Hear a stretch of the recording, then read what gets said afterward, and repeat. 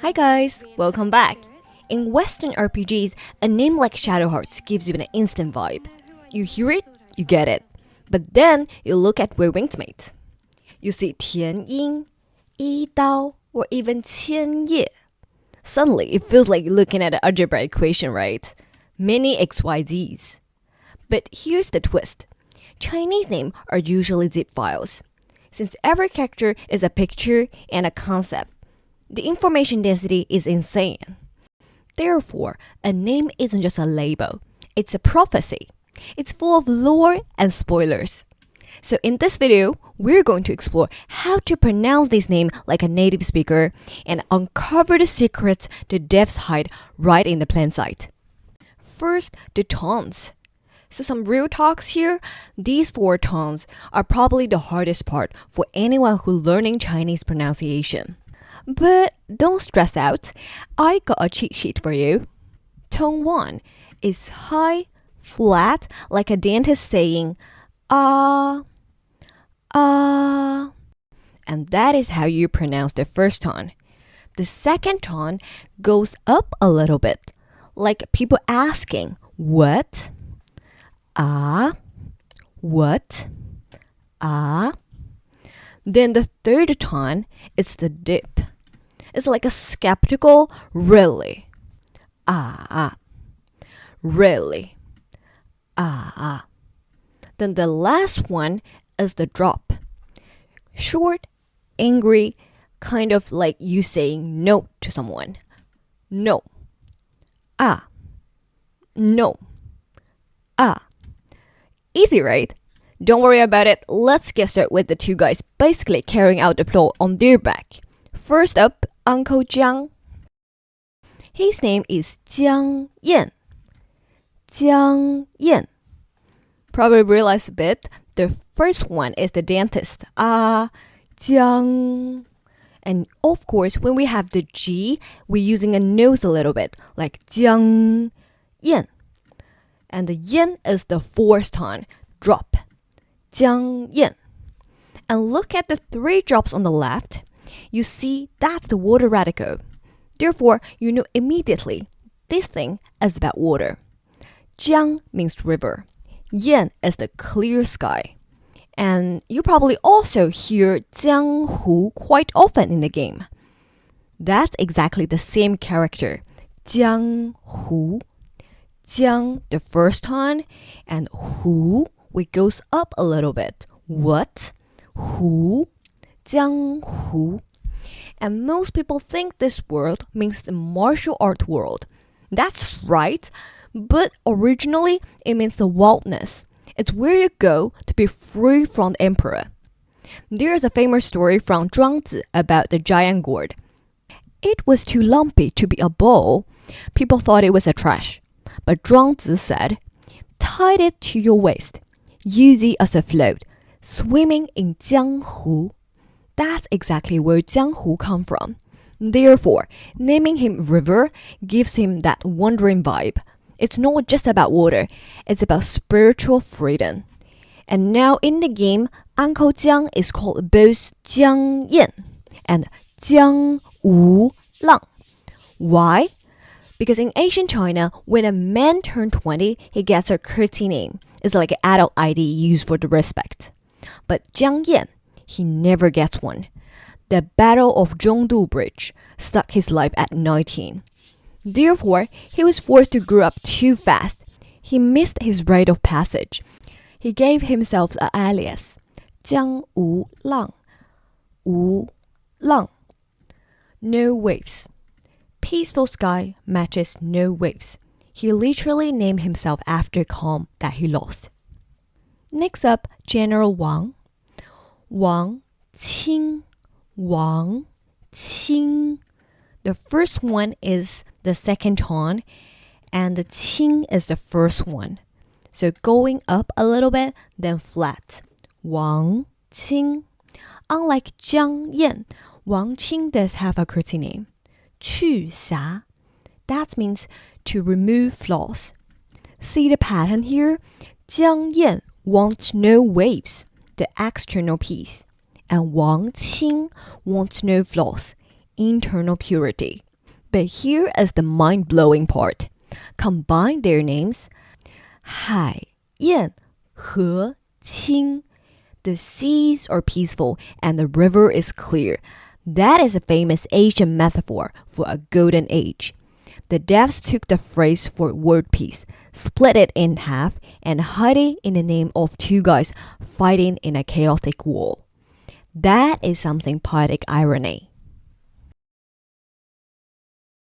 The next is E Dao.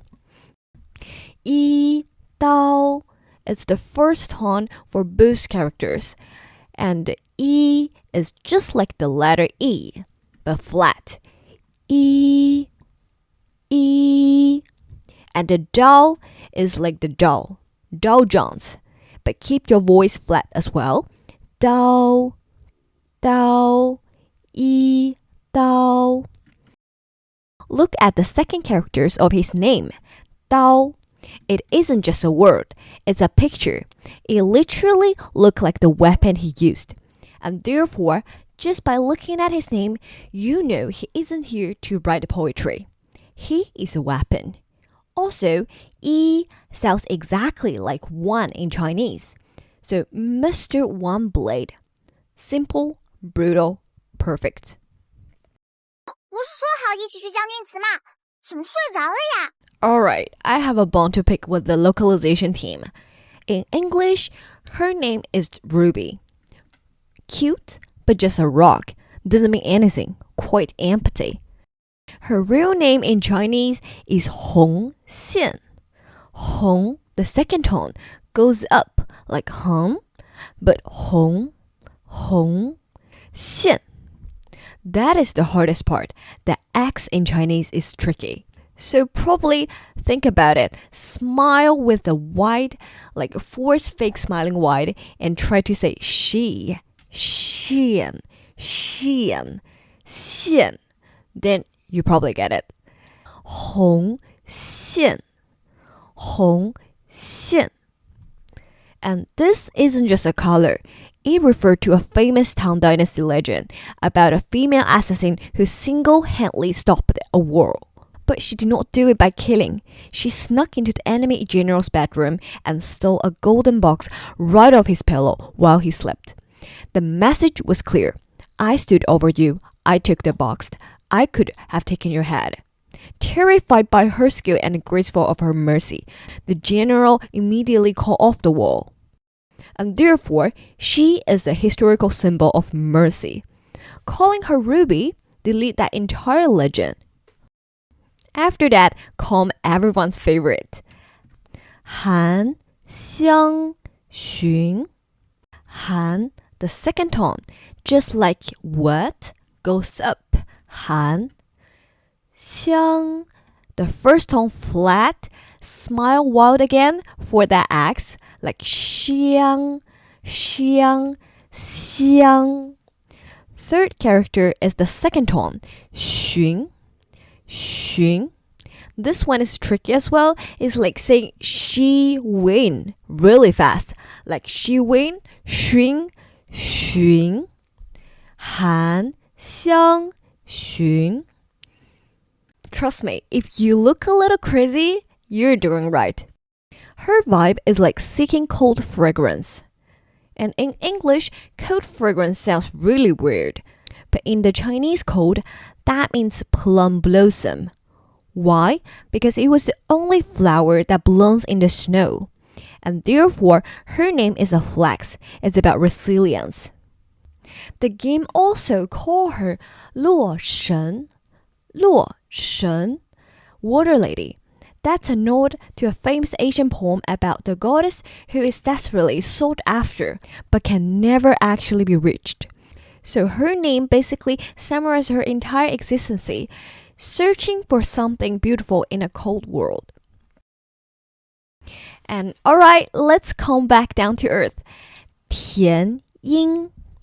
Tian, the second tone goes up like tian, tian. Ying, the first tone just like ying, ying. Tian Ying. That's our legendary assassin. Look at the character 田. It looks like a window or farm map. And that's because it means field or farm in Chinese. Ying means hero. He is a noble. He's a hero of the mud. Simple, sturdy, unbreakable. And then the lunar goddess. Li Zhen Zhen. Li Zhen Zhen. Second tone up for Li. Li Zhen Zhen. The first tone flat. Zhen Zhen. So for the ZH sound, it's kind of like the J, but thicker. Zhen Zhen Zhen Zhen. Li Zhen Zhen. Her name comes from a wedding poem. Zhen Zhen means lush, vibrant leaves. It used to be blessed a bride with a happy life. But in the game, she's the lunar goddess. Cold, alone, therefore, the writer named her vibrant life and gave her a cold death. That's pure narrative cruelty. Alright guys, that's a wrap for the Qinghe Heroes. I know it's a very heavy download today, so huge props for sticking around. And quick question for the next episode. You probably noticed we haven't touched the bad guys. So in next one, should we stay in Qinghe and cover the villains like Qian Ye, Li Zuo? Or should we move on and see the Kaifeng characters first? So let me know in comment which one you prefer. Thanks for watching. I hope you find this video helpful.